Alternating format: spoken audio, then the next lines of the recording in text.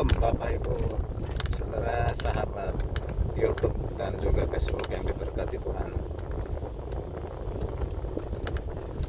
Perkenalkan, nama saya Pendeta Aldo Bastian Mutar-Mutar. Senang membaca yaitu respon dari teman kita, dari saudara kita Muslim yang terus bertanya, bahkan membuat pandangan sendiri terhadap Tuhan Yesus. Mereka menganggap bahwa kita orang Kristen ini adalah orang yang menyembah manusia, atau orang yang menyembah manusia itu namanya menyembah manusia bukan Allah, berarti tempatnya neraka.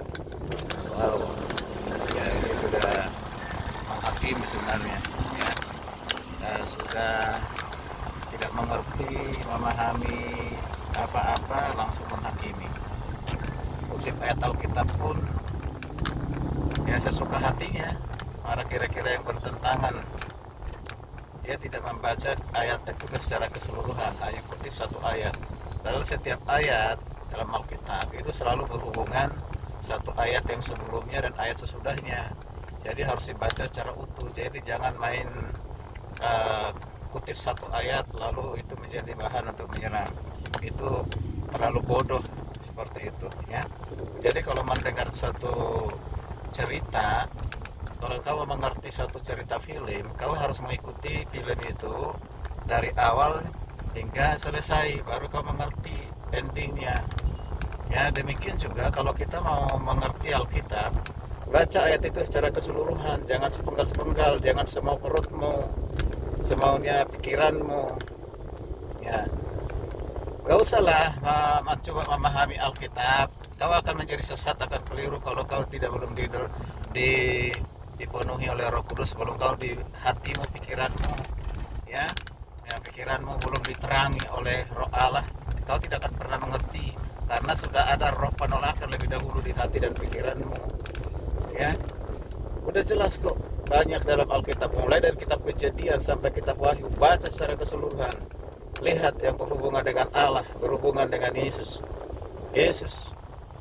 sudah mengatakan, dan ayat ini sering dibacakan oleh orang-orang penginjil dan juga orang-orang yang tadinya tidak percaya, dengan mendengarkan ayat ini mereka jadi bertobat.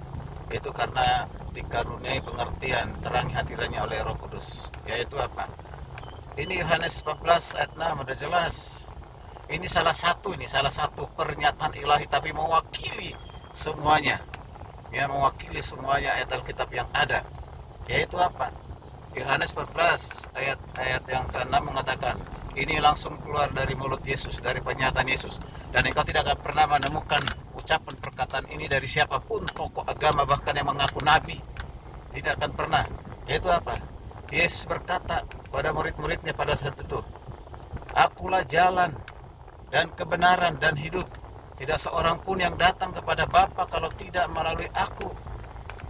Udah jelas. Yang pertama, akulah jalan, satu-satunya jalan. Jalan ke mana? Jalan ke surga. Jalan disediakan oleh Allah, bukan jalan disediakan oleh manusia, bukan jalan disediakan oleh nabi. Tapi dia bukan saja menunjukkan jalan itu, tapi dia sendirilah jalan itu, yaitu Yesus Kristus atau Isa Al-Masih. Dialah satu-satunya jalan.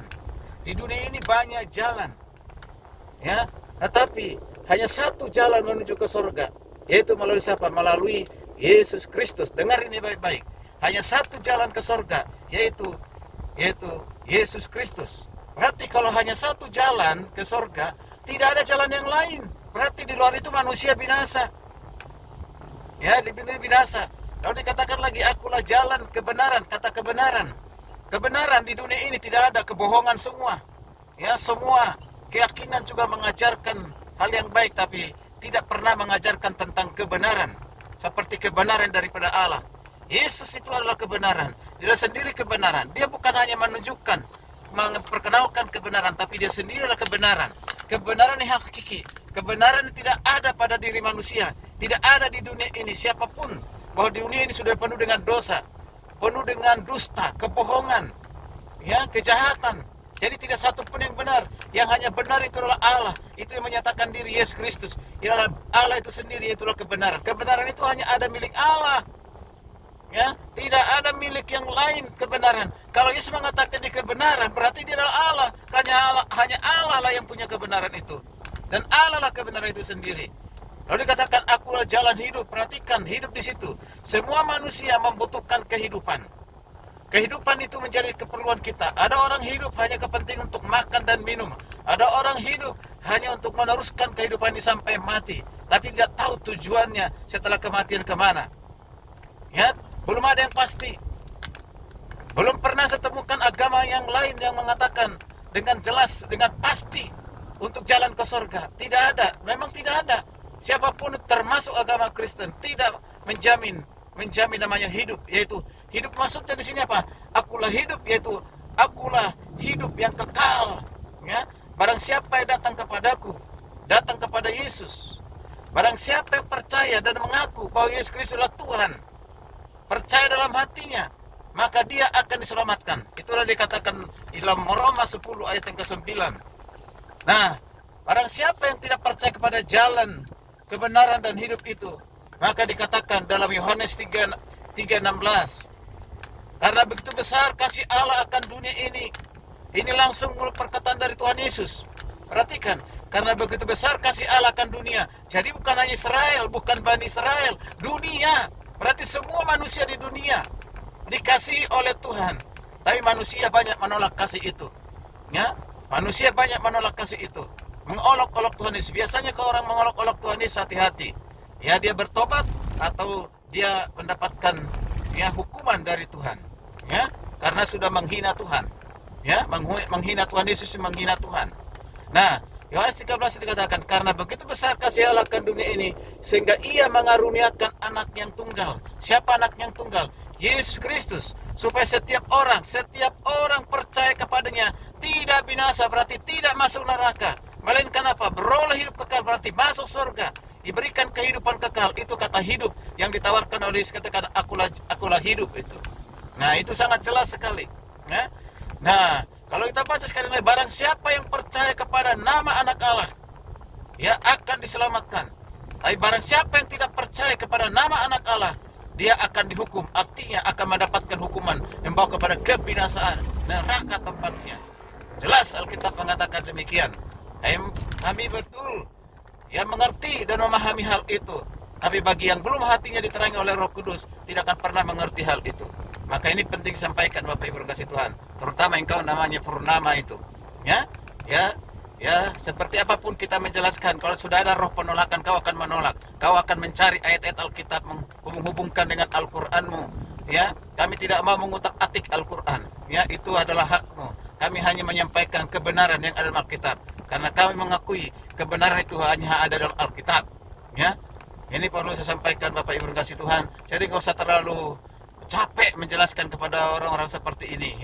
Ya, lebih baik kita sampaikan bahwa satu-satunya jalan keselamatan menuju ke surga hanya Yesus. Bahwa di kolong langit ini tidak ada nama lain yang memberikan di dalamnya keselamatan. Itu dikatakan dalam Kisah Rasul 4 ayat 12. Tidak ada nama lain, tidak ada siapapun memberikan keselamatan di dunia selain di dalam siapa? Di dalam Yesus Kristus. Ingat tuh, tidak ada keselamatan di tempat lain, di agama, keyakinan apapun.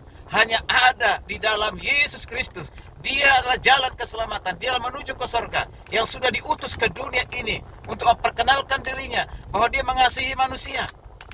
Kadang-kadang dikatakan, masa Allah jadi manusia? Oh, haleluya. Kalau engkau percaya Tuhan itu maha kuasa. Maha kuasa. Namanya maha kuasa berarti bisa dapat berbuat apapun, termasuk menjadi manusia. Mau jenis makhluk yang lain bisa saja, tapi tidak ada gunanya itu. Ya, dia harus menjadi manusia. Dan itu sudah dibuatkan sebelum Yesus datang ke dunia ini. Sudah dibuatkan oleh para nabi. Bahkan itu sudah direncanakan dalam kekekalan, bahwa Yesus akan datang ke dunia ini untuk menyelamatkan umat manusia dari kejahatan, dari segala dosa, dari segala keyakinan-keyakinan yang palsu, yang dianggap jalan lurus, tetapi ujungnya maut. Inilah pikiran manusia. Nah, pikiran Allah tidak seperti pikiran kita.